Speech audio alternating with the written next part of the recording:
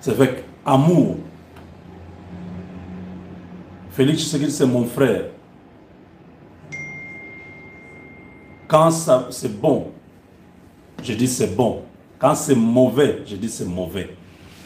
Vous vous rappelez quand il était à Bruxelles il y a moins de 3 semaines, quand il a parlé, il s'est adressé à Kagame. La majorité sur le net le condamnait.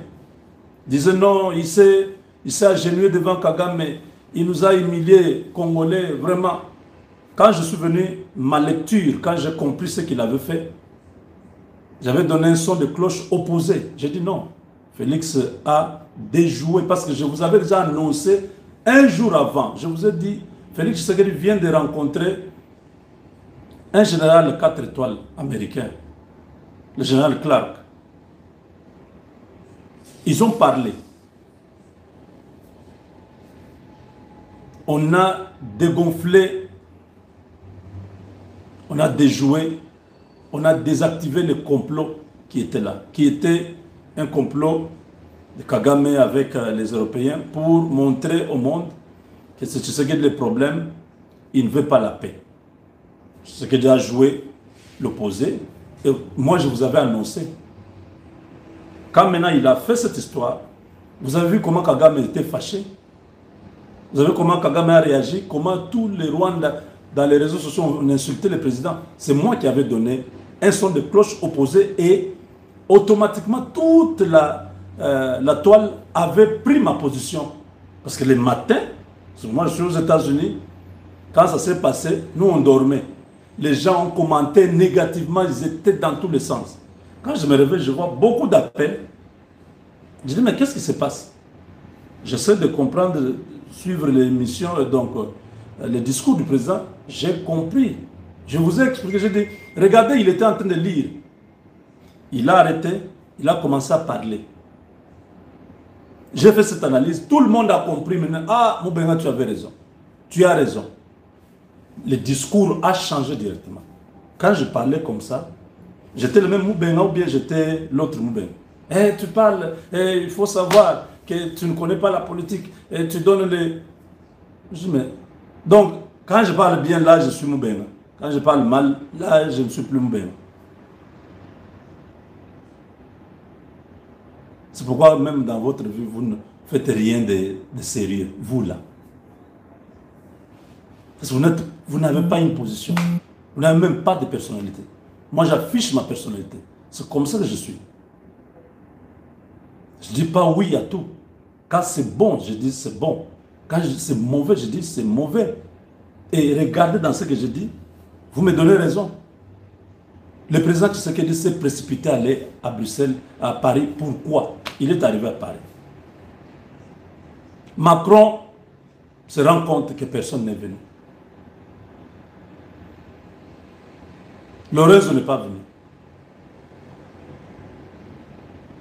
Sassou Nguesso n'est pas venu. Museveni n'est pas venu. Kagame n'est pas venu. Ndayishimiye n'est pas venu.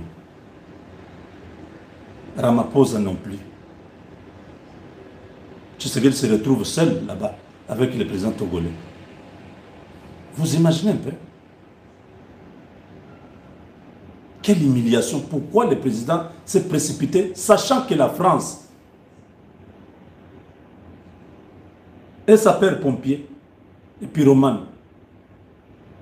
C'est la France qui donne les armes au Rwanda. C'est la France qui se prépare à fournir d'autres armes, de batteries antimissiles et tout ça, au mois de novembre. C'est la même France qui demande la charité du monde, voilà, conférence humanitaire, on doit faire connaître, je vois même Patrick Mouyaya entrer dans des choses comme ça. Patrick Mouyaya, faites votre travail. Ça c'est le Congo. Faut vraiment, faut pas faire une politique juste pour plaire, parler français, ça ne sert à rien. Nous allons profiter de cette tribune pour montrer au monde ce qui se passe au Congo et les génocides. C'est quoi ces histoires? Donc pour vous, C'est cette histoire de France inutile là qui va montrer au monde ce qui se passe au Congo depuis 3 décennies. Donc même le Conseil de sécurité qui a pris une résolution 2773, le monde n'a pas vu. Même les accords de Washington, qu'est-ce que la France représente devant Washington, devant les États-Unis? On a signé à Washington. Kagame a refusé. Vous pensez vraiment que c'est votre torchon que Macron est en train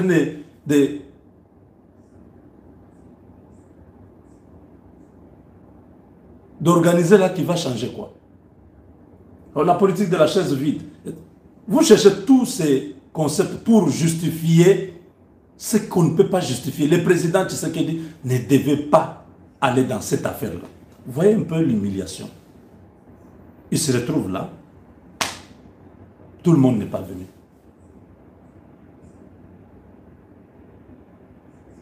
Parcourez toutes les chaînes françaises. Aucune chaîne française ne parle de cet événement-là. L'événement se passe en France. Vous voyez derrière moi là, c'est France 24. Allez sur LCI, allez sur TV5 Monde. Aucune chaîne ne parle de cette histoire. On parle de Trump, la signature des accords avec la Chine, on parle de Gaza. On ne parle pas de votre conférence là humanitaire. Vous comprenez un peu. Andeko, nous avons une dignité à préserver. Nous sommes un peuple souverain. Nous ne sommes pas esclaves des gens. Nous ne pouvons pas continuer à nous faire marcher comme ça. Quitter Kinshasa pendant 8 heures de vol pour aller dans une histoire qui n'a pas de lendemain. Et vous encouragez ça. Au lieu de dire au président, monsieur le président, sauf votre respect, mais en tout cas, il faut déléguer Kai Kwamba. Vous voyez même Kai Kwamba, son image commence à baisser parce que là où quand le président à un moment donné a fait 3 mois, il était toujours à Kinshasa. C'était très bien. Kai Kwamba allait partout. Vous avez vu les résultats. Kai Kwamba était vraiment monté. Maintenant, est-ce que vous entendez encore parler de Kai Kwamba? Parce que le président a repris lui-même l'itinérance. À des endroits où ce n'est pas nécessaire. New York, oui, c'est un rendez-vous annuel. Il faut qu'il soit là. Il n'a pas participé à cette histoire de Washington, c'était très bien. J'avais déjà dit. J'ai dit, monsieur le président, n'allez pas à Washington, il n'y aura rien là-bas. Heureusement, il m'avait écouté. Il est rentré au Congo, il a envoyé Madame Soumino. Vous avez vu que dans la salle, il n'y avait aucun officiel américain. Ils sont en shutdown, oui. Mais l'administration Trump fonctionne. Vous avez vu Rubio à côté de Trump, non? En Corée du Sud. Il est là. Le secrétaire à la défense, donc le ministre de la guerre, le secrétaire à la guerre. Vous avez vu là-bas? Le secrétaire au trésor, donc les ministres des Finances. Ils sont là. Mais nous sommes pendant la période de shutdown aux États-Unis. Donc ailleurs, ils peuvent aller dans un forum RDC, USA. Ils ne viennent pas, mais on justifie, non, c'est shutdown. Arrêtez de justifier ce qu'on ne peut pas justifier. La République démocratique du Congo par Nabiso Ezali, neutralisation de FDLR. Rwanda par Nabango Ezanini, Babi Misa militaire dans le sol congolais. Dès temps où Toye Mokozambo Kapesi, tant que le commandant suprême, il y a force armée, il y a République démocratique du Congo, a Pessi ordre na FRDC. FRDC a commis premier communiqué. Bandeko, l'anda bien. Premier communiqué, FRDC a commis à Yebisiba, FDLR non sont, pour se rendre. Soit, pour se rendre dans Monisco, soit, pour se rendre dans FRDC, pour se rendre. Le FDLR a commis père à Mukanda. Balobio, oui, tous allez d'accord, tous se rendre. Voilà pourquoi tu as commis Mukanda Oyo. Tu as besoin de la base à Monisco. Base à Monisco, mais Bah, M23 va bloquer Bissau. Deuxième communiqué à FARDC. FARDC a eu un Miami Balé. Alors, Biboye. Les FDLR sont prêts pour se rendre dans le cadre de l'application de l'accord de Washington. Mais le M23 AFC ainsi que l'armée rwandaise sur le terrain, Bazaliko empêcher Bisoto se rendre. Bazaliko empêcher les FDLR de se rendre. Deuxième communiqué. Troisième communiqué de lobby. Parce que il fallait répondre à communiquer à AFC M23. Oh, Bazako lo baké tozali ko violer les cessez-le-feu. Bango balingité l'application de l'accord de Washington. Bako bloquer ba FDLR pour pas se rendre. Mais en même temps, balingi biso total la bango boy. Voilà, l'armée congolaise a lobby non. C'est vous, AFC M23, ainsi que l'armée rwandaise, beaucoup bloquer par FDLR pour pas se rendre. C'est-à-dire que vous ne voulez pas l'application, vous voulez bloquer. Comme vous voulez bloquer, nous, l'armée congolaise, essayons de rétablir l'autorité de l'État dans l'État sur la République démocratique du Congo. Et voilà pourquoi ma frappe est continuer. Et ma frappe est ciblée. Tout en épargnant ma civile. Alors comprenez que Bandeko, cette déclaration communiquée à FARDC, ils ont dit qu'on a dit ça clairement que l'armée congolaise a continué au bêta. Si vous continuez à FDL va se rendre et pas à FDL et pas à MONUSCO et Rwanda bim ça va Soudan. Comprenez aussi que l'armée congolaise a lobby sous parce que je vous ai parlé des recteurs de face A, face B. Plan A, plan B. Na plan B, l'armée congolaise. Toko beta. Toko rétablir l'autorité de l'État sur toute l'étendue du territoire national. Et Tolobi Nabino que la responsabilité, il y a un processus de Washington. Et ça y est, on a bino Rwanda.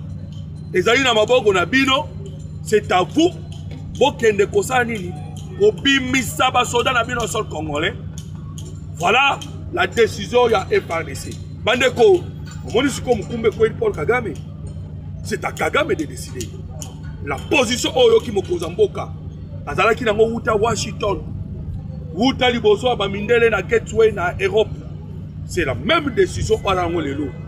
Et ça dit que la paix totale ou la guerre. Voilà pourquoi lobby, à l'occasion, il y a Sango Oya Koufi na niveau ya Bukavu. Le président de la République, Aouti Kokoma, Mukanda, il y a mémoire, il y a Sango Oya Koufi. Et directement, à saluer peu mémoire, il y a Banago, Mabukavu, Routou, Massis, Ouvira. Et tous les territoires sous l'occupation, il y a armée rwandaise. A Yebisi Bango que nous allons tout faire pour vous libérer. Tout faire pour vous libérer. Et nous sommes déterminés dans la loi. Alors, vous allez comprendre que l'armée congolaise a déterminé. Paul Kagame doit décider de la guerre totale. Parce que Mokonza lobi que Toko Bunda pour cesser les faits à solo. Pas cesser les faits à façade. Il y a Tamouké après guerre raisonné. Mais à vous allez cesser les faits, il y a solo de Toko Bunda. Alors comprenez que dans le moment où vous allez commettre à solo, la fuite, il y a Paul Kagame, la France les a pas embattés. Mais du moins, Kagame, Makamoué collègue en France, il est derrière. Il est derrière et le monde a Macron. Mais au moins, il a fui. Pourquoi Kagame a fui? Naïsa Gimino de Abotia va commenter, pour aimer l'émission, pour partager les liens, pour commenter la fuite de Paul Kagame. Voilà, on a commis ce qu'on a maman, il y a fuite, il y a Paul Kagame. Kagame a kimi pour Nini. Kagame a mon équipe à qui na Gateway. Bandeko, na beta ki solo ya makambo elekana ki na forum à Gateway, ou elekana ki na kati ya Union Européenne, na Bruxelles. Kagame ne savait pas que le président Tshisekedi a koya. Et le président Tshisekedi a tika ki pango na suspense. Sachez-le bien que Mokonzamboka a outaki parce que événement wane salamaki ezalaki na mokolo il y a début à mois d'octobre. Je pense entre les 6. Le président Tshisekedi tango outaki na Washington na Assemblée générale des Nations Unies. Bandeko azonga kimbana moko na Kinshasa te. Il était passé par la Belgique. Tango akomaki na Belgique, c'est là où akuta akenaki ko honorer moko ya basoda belge. Il a passé du temps en Belgique. Et Kagame pona ye elongo naba multinational oyo bazalaki na forum. Il savait bien que Tshisekedi akoya te. Kagame savait que Tshisekedi akoya te. Oh, le président zongi na ye. Juste pas même une semaine avec Ozonga sous la Belgique. C'était une surprise. Jokaya qui ne peut pas bête Kagame, ma main libre. Tobeta qui n'a pas ma solo. Il était venu pour exposer Paul Kagame. Liboso ya ba parrain na ye na Liboso Union Européenne. Liboso Union Européenne recelaire. Oya somba ka minéré na ndenge ya COP. Mokonzamboka qui ko exposer Paul Kagame. Voilà pourquoi Yaki tango komi abandaki directement Kosaka. Liboso ya bayi européen. Koloba na bango boye. Oyoka ki mambolo bayi na Paul Kagame. Ochaka oyaka ko boma ba Congolais. Na este na biso. Kagame tika. Kagame tika. Kagame tika. Donc le président Asakaki. Ndeto lobaka na lingala. Ou ndenge baluba balubaka asalaki lu sanzu le président salaki nde yango.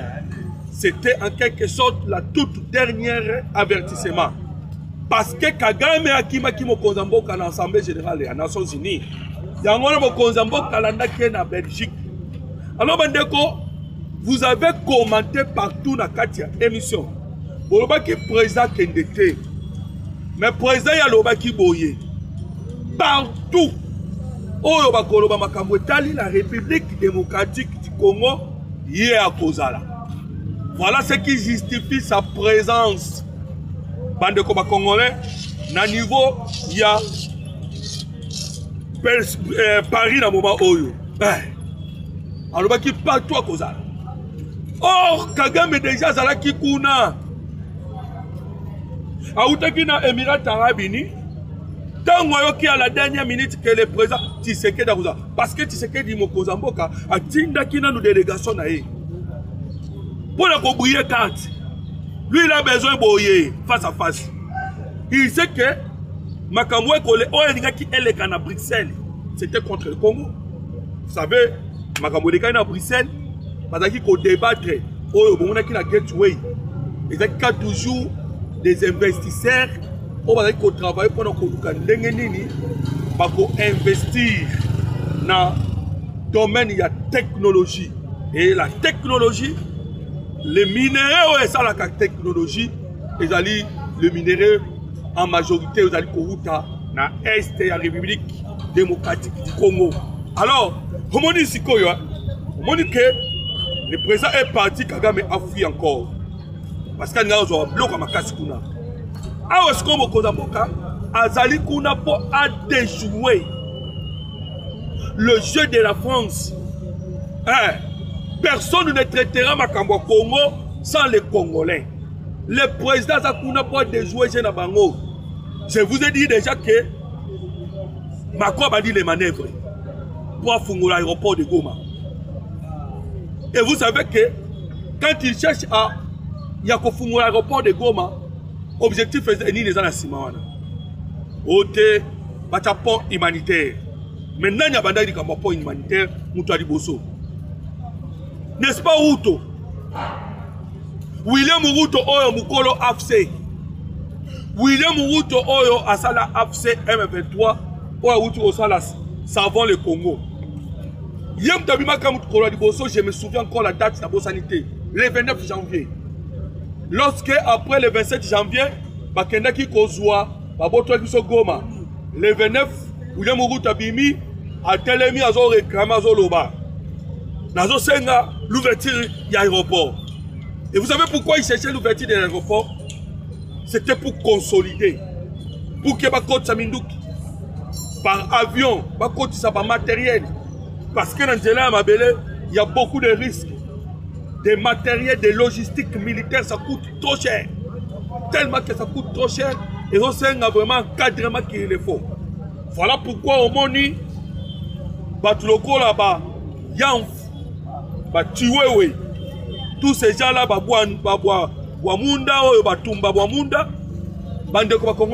ces gens-là, ce sont des méchants. Parce que Batika, logistique, il y a force armée congolaise, Namaboko, il y a Rwanda, Nagoma. Et que cherche la France? La France a appelle sa bout de pouce na Paul Kagame Yasuka. Oye permettre na Kagame à souffler. La France a lié contre na katikati. Il y a États-Unis d'Amérique na Rwanda. Parce que Trump a payé na Paul Kagame la toute dernière avertissement. Ezali toute dernière chance. Au moins une chance, mon d'abord a payé na Kagame. Trump ne peut pas payer na Kagame. Ezali le 13 novembre. Kagame, oko signé to oko signé te. Ya mwana France aye. On a eu quoi prier médiation. Ok, trois choses. Humanitaire. Nakata humanitaire ana ko balukira biso parce que biloko e banda ko yana aéroport Goma to koye baté. Deuxièmement, appuyer médiation, c'est-à-dire ayebisa na États-Unis d'Amérique non zelana nous. Bobeta na Kagame te. Troisièmement, cas de délégation économique, na cas de délégation économique, et dans l'une des places où intérêt français vandi, je vous ai parlé de lac Albert, na ebisubino de lac Kivu. Donc conférence ana, et dans conférence pour les intérêts de l'Union européenne, pour les intérêts de la France et pour les intérêts de Paul Kagame. Mais na ebisubino bandeko, Paul Kagame n'a rien à faire. Emmanuel Macron va en retard. Le président Tshisekedi a déjà tout déverrouillé. Tout verrouillé. Mon Konzambo kana Trump passe à verrouiller nous ensemble. Ce qu'on dit yoyebango, kende kotu na sango ambongo. A outi suna conférence. Je vous ai dit que ma conférence n'a pas conférence. Ambongo a quelle conférence? Macron a quelle conférence? Paul Kagame pas kende qui conférence. Ok. Pour la nini. Déjà nous c'est ça verrouillé. Ambongo alobaki boy. Si vous vous souvenez, Ambongo alobaki nini?